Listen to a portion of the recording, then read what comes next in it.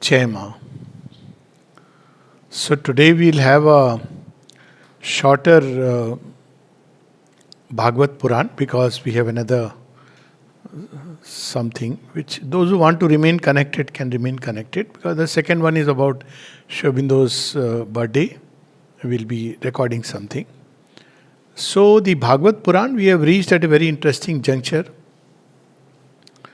So as we know that last time we read about Trinavrat, Putana and all kinds of asuras which started tormenting those who were in Gokul, and then Shri Krishna's exploits where he starts, taking away the butter and distributing it to others. Our original sense of divine communism, that's how I put it, or divine socialism, you want to put it like that. India has its own version and its own understanding of things. So today the story that we are going to read relates to, paradoxically, strangely, the events that are taking place recently. For example, somebody recently wrote, and people have created a divide between the rich and the poor. And so you see that revolution flows from the barrel of the gun, and people should fight and snatch and whatever they do. Both in capitalism and communism, ultimately it boils down to money, whether there is an unequal or an equal distribution. But in Indian thought, it is seen very differently, and that's the story that we are going to share today. And it's the story of the famous story we have all read, but just go a little deeper into it. That because Shri Krishna is, running away from his house, entering everybody's house as his own. This is again a very symbolic. She doesn't need permission, he doesn't ask permission. And as I said in Savitri, there is a line, as a thief's in the night shall be the covert tread of one who steps unseen into his own house. And all the Gal Bal, they will break the pots and distribute everything. So the complaints mount. So Yashoda Maya, also because of the demons, she says, what do I do? What is the solution? She says, okay, when I am working, because she has to work, I'll tie him. As simple as that. Because so that he remains where he has to. And what she does is, she ties him to a okhal is the, what you would call it technically. It's like a, damru shaped something in which you grind. Yeah. Mortar and pestle, you grind things. So it's quite heavy, and she ties Krishna to that. And then she puts it around the tree so that there is it remains where it is. Though Shri Krishna apparently is a child and he cannot go away with that. And she goes about her work. Now the moment she goes about her work, usual work, Shri Krishna must move. He represents the forward march of mankind. He is not supposed to sit quietly and sit into meditation like Shiva and contemplate the bliss of identity. He is born to teach us the bliss of union, as we were discussing.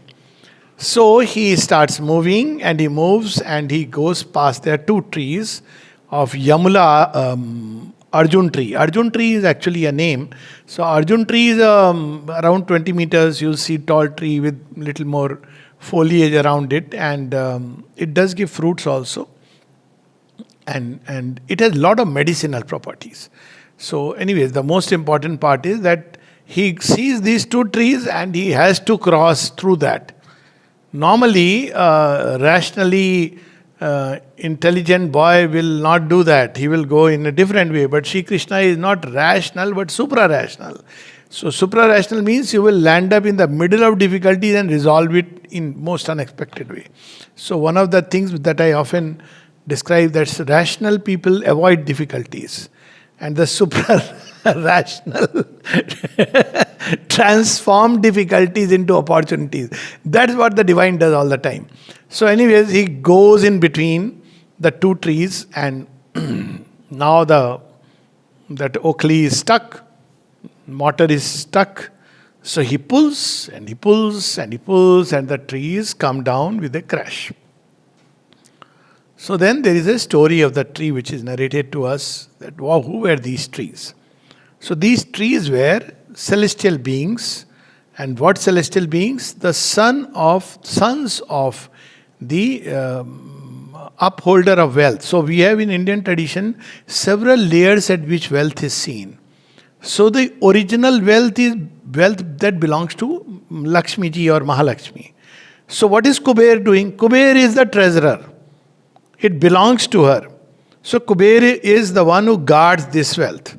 There's a very interesting story as an aside. Once Dyuman Bhai, because ashram was going through financial difficulties, it's documented. So he was just praying that, if money is needed, how it will come. And we read the other day, mother said, money is needed and it will come. You don't have to ask. And there are people who would send it. And that time he had this vision of Kuber, who said, all the money is for the mother. You don't worry about it. When it is needed, it will come. So this Kuber is the guardian of wealth. He is not the owner of wealth. There is a distinction in Indian thought between the owner. Because in Mahalakshmi, it is with inner and outer. There is a inner wealth and the outer wealth. They should go together. But Kuber is the guardian of outer wealth. So we see that when there is an outer wealth, Ravan, his brother, he plunders Kuber's treasury. So Kuber's two sons, their names are very fascinating. So as I said, that lot of names you will see symbols. From the name you can understand the story. So the two sons are Nalakubera and Manigriva. Strange name. Who would keep these names? Nalakubera is okay. So Nalakubera, Nal is it's any hollow structure. So Nalakubera is somebody who is hollow but holds money. Now we understand what it means. There are people who believe that just because we are wearing a suit pant, just because we can speak good English, we are somebody special, or because I am owning a very big firm, I am, rich, but they are hollow inside. So one of them is Nalakubera. Those who are who are rich materially, but they are hollow. What about Manigriva? Strange name. So on his neck, he is wearing lot of griva is neck and money. Lot of jewelry. He has filled himself with jewelry. So what is this kind of wealth? The wealth that people used to show off. They flaunt their wealth. Like people buy their car and put it, advertise it, or I have got a new. It may go to any extent from a new sari to whatever, new ornaments, new car, new house. So that's how Manigriva is. So what happens to them when they have wealth? And this is something which you can see happening today in the world. People are not yet seeing it fully. So people are fighting over money and fighting over. Look what happened. What is happening in the USA with all the money? So one of the things I often tell people that, see, there is something you get in India which you don't get anywhere. Europe, US, and with all responsibility, people are nice. It's not that people are people, everywhere. But it's in the atmosphere that you get. There is outer wealth. There is no doubt about it, and all that wealth can buy. But there is strangely, which is paradoxical, a depravity of inner wealth. Because, ideally, if you have everything, you're rich, then according to Maslow's hypothesis, you should turn towards higher things and create lovely, beautiful spaces where you can sit inside and meditate. They are beautiful spaces, but they feel very empty. So what happens then? So these two people, that's what this story is about. And it's a direct understanding of, people talk about communism, capitalism, balancing each other. No, both are leading humanity towards the pit. So Nalakubera and Manigriva, they are having money, and so they are enjoying life. So they are enjoying life with women. They have a nice pool, bathing with all the outer riches, flaunting with everything, and that's how their life is being led. And when they are leading such a life, one day, Narad Muni, right time, he is at the right place. He is passing by. So as he is passing by, the Nalakubera doesn't even bother. He doesn't know that there is a rishi going. Now why? What happens if a rishi is going? In modern day, we will say freedom. How does it matter? Be whatever yourself. But in India, there is always a hierarchy of things. And that's why you see why is eating human meat not considered a good thing, whereas other kinds of meat, as I said, chicken is different, fish is different, Four-legged creatures meet is different. Human is don't touch because of this hierarchy. So, what this hierarchy is? This hierarchy is the degree of soul development. So, when a person who is developed like Devarshi Narad and he is passing by, so what is happening is there is an atmosphere around him.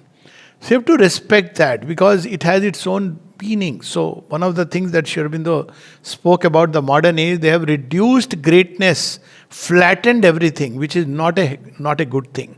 So they say, what does it matter? He is another Muni, he is another person with two eyes, one nose. So Narad Muni is going by. But he is a Rishi. And these two are enjoying in the water. And that's the time when Nalagriva remains quiet, but enjoying, he doesn't even notice. But Manigriva, when he sees Narad Muni, he starts flaunting.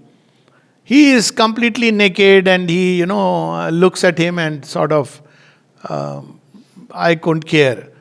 That time, Narad Muni curses the two. And that curse is very interesting, the way it is described. Narad Muni is hardly associated with curses. He is the person who sort of brings together. Very rarely you will see him cursing. So his curse is a very beautiful curse. He says, I see something to this effect, not exact memory, but that's where the whole catch is. He says, I see that you people your consciousness has become very dull and gross because of wealth. Because of so much of money, you don't know. You have become very gross, completely tied to, earth, to its, roots. Your roots are as if dug into the inconscient soil. Therefore, both of you belong to that kind of state. Become like trees. Why trees? Because trees grow. There is a tendency to grow, but very slowly they are growing towards. And their roots are very deeply dug inside the earth. So basically it implies a state where you are largely dug inside. We remember the story of Gajaraj, very similar story. And while they are aspiring, as Sri Aurobindo says, a tree beside the sandy river beach, holding its topmost boughs to the skies like fingers to the heaven they cannot reach. This is the soul of man, his body and brain, hungry for earth, his heavenly flight detained. This is the story of Nalakubera. This is the story of Manigriva. This is the story of many who are mesmerized by the money and they fight over money and they... Anyway, so ultimately they are condemned, but Narad Muni is a bhakta. Bhakta's heart is like butter, soft like butter. So he understands that this is not going to be very painful, though a purifying pain. So he tells them, okay, one day you will be redeemed by no other than Shri Krishna, when the divine will come as an avatar. It is such a profound story, small story. See, one of the reasons that the avatar, that means the divine takes a human body is, there are many beings who are condemned like that. He redeems by merely taking a human body. Mother speaks about it. She speaks of what is considered called as the last judgment in Christianity. She says because the divine takes a human body, there are many, because they are in the human body, therefore they have many tendencies, many things, and if they have to realize the divine, they have to do a lot of tapasya. They are literally like a tree caught in the mesh of lower nature. Since the divine enters the mesh of lower nature, all that is required, these are mother's words, all that is required is faith. She says if they have aspiration, of course, wonderful. But even if they don't aspire, just because they have faith that the divine has assumed a material body, it's enough. This is so wonderful. Because he has enters into the darkest net. So he says that when the divine comes upon earth and comes as Krishna, then you both will be freed. So it is, as in the story of Ahilya we have seen, this is like now a different kind of sadhana. In fact, he tells them something very interesting. You will remember all this that is happening. It is a double curse because they have not forgotten, but at the same time there is in it a saving grace. So there are people, I know of such people, who take a human body, who are completely drenched into material life, but something is there in them, constantly feeling unhappy about that state, as if they are seeking something. This is Nalakubera and Manigriva. If they forget, then they forget. Then they have to go through a long process. So they are in a body of plant or tree, jad, that's how it is called, almost like a jadvat, but they are remembering. Same thing we see in the story of Jad Bharat. He remembers inwardly. So the same in Gajaraj, you remember inwardly. So this remembrance inwardly is that they begin to feel restless. They are seeking something. They don't know what they are seeking.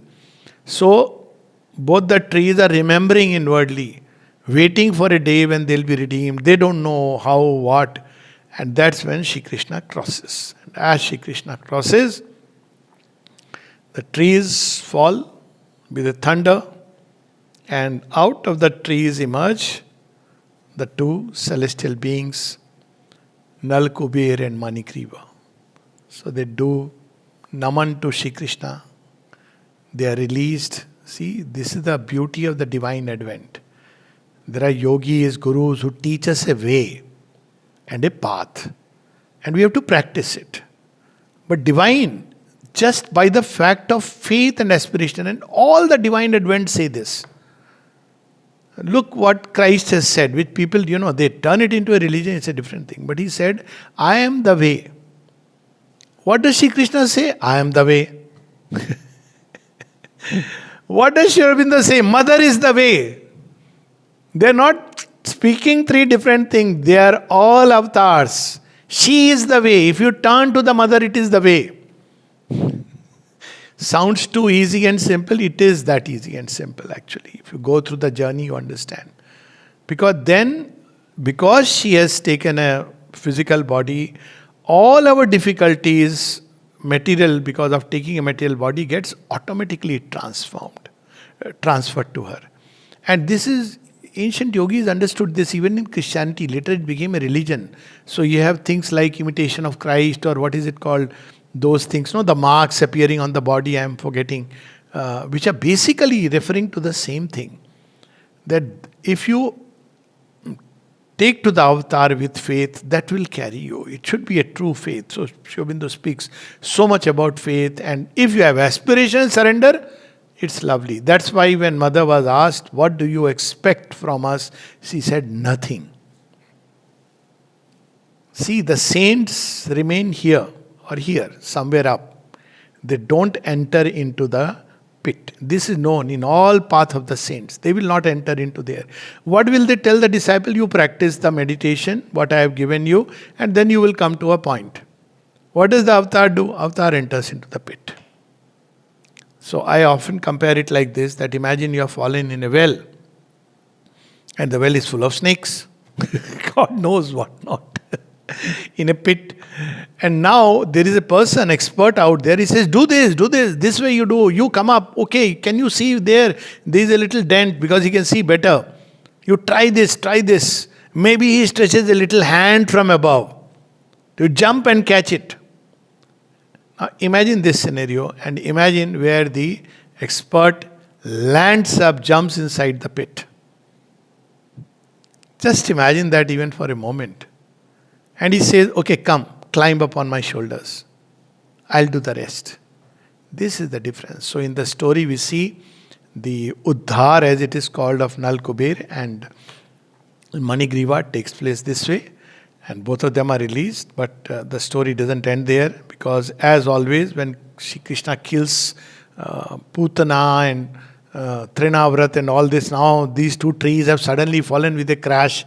So there are two camps. One is the Gwalbal, the Gop and Gopis. They say it is Krishna who has done it. But Nand Maharaj and Yashoda Maiya and all of them say, no, Krishna can't do this. He is too small. This is not just an ordinary description. It's a description of how there are two ways of looking at the same thing. Gwalbal are Gop and Gopi, who are Krishna's friends in the higher worlds. Many of them took human birth. So they understand the Leela. Nothing is impossible for the divine. They are endowed with faith. They instantly understand.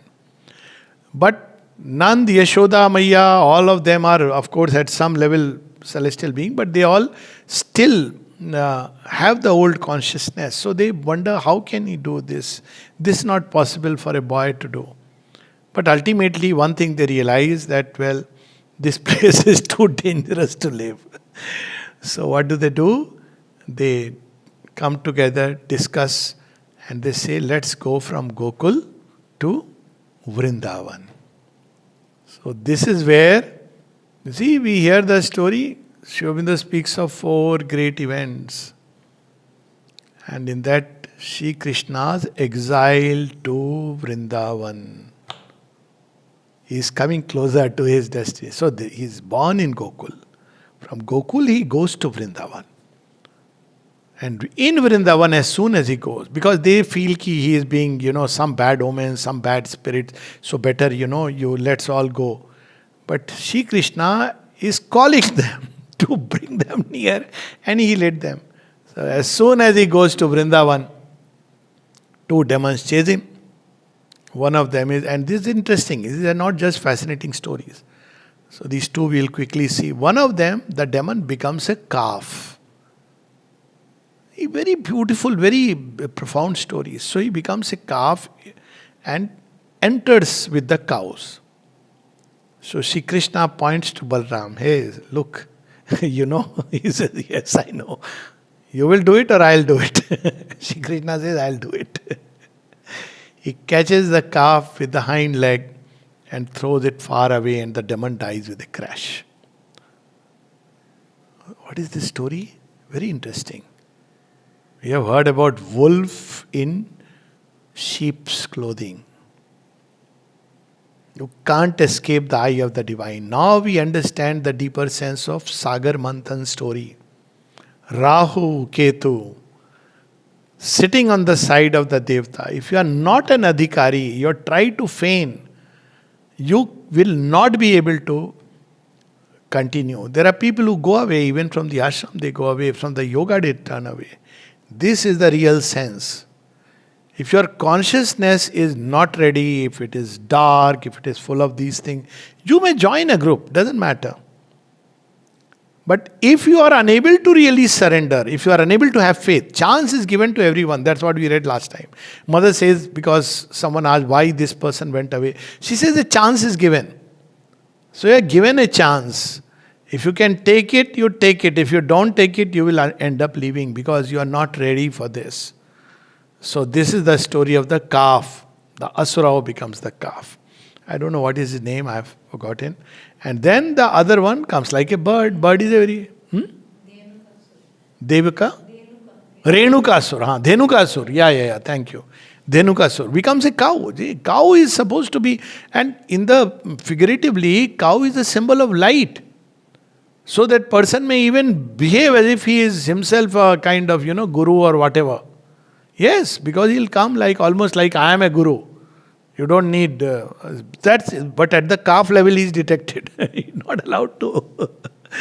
So cow is representative of light. He will do miracles. There have been people who came here and tried to do that. I'll not take the names. And eventually they were out away. And then comes the second Asura. He is like a bird, nice bird. That bird is Bakasur.